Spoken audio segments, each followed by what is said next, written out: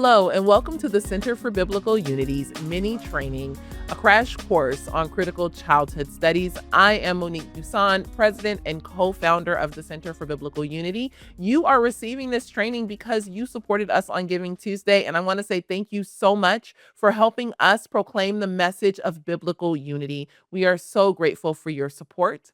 Now, let's jump into our training. I want to start off by saying critical childhood studies is also called critical childhood theory. For the purpose of this training, I will be calling it critical childhood studies.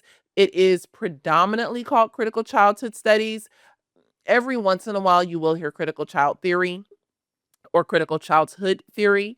But like I said, for the purpose of this, it will be critical childhood studies. So, where are we going in this training? Well, first, I want to start off with a few definitions that will be helpful as we continue going on throughout the training.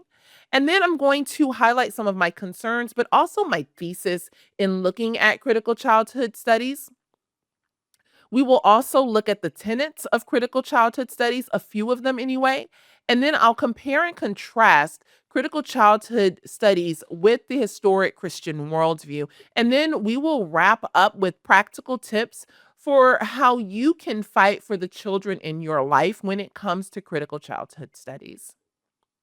Let's look at the term critical first.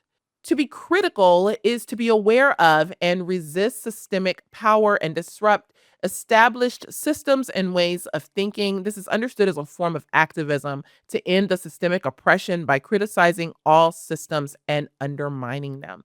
The term critical is a really or can be really used synonymously with like a critical consciousness. It is to be aware of the oppression that is around you.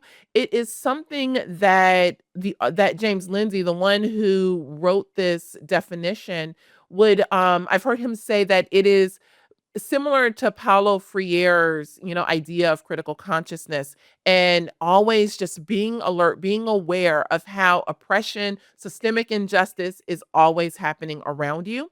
I found another definition just as I was randomly reading through some journal articles, and I thought this one was very helpful to give more insight into what the term critical means, but also look at a critical theory a little bit. And so I'm going to read this one directly from the slide to help just really ground us in that definition of critical.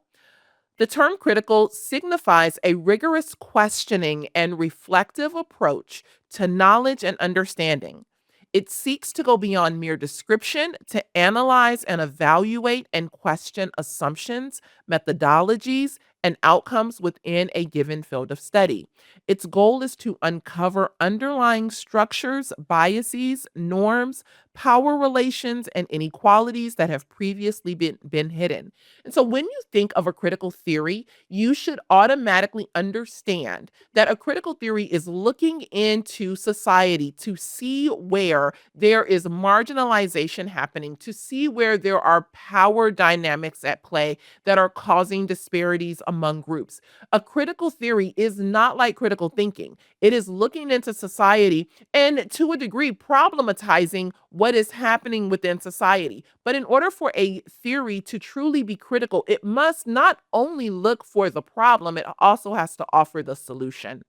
So, when we're thinking about a critical theory seeks to identify and critique that's looking for the problem, sources of oppression and inequality, and contribute to social change. That contribution to social change really is offering the solution to the problem that's been identified. The critical social approach or the critical studies approach seeks to analyze and expose the power dynamics that shape social relations, institutions, and knowledge. This involves examining how power operates, who holds it, and how it affects marginalized and oppressed people. You can think back to some of the conversations we've heard over the last few years where people should divest themselves of their power. One of the reasons why people are called to divest themselves of power is because critical theories look into society.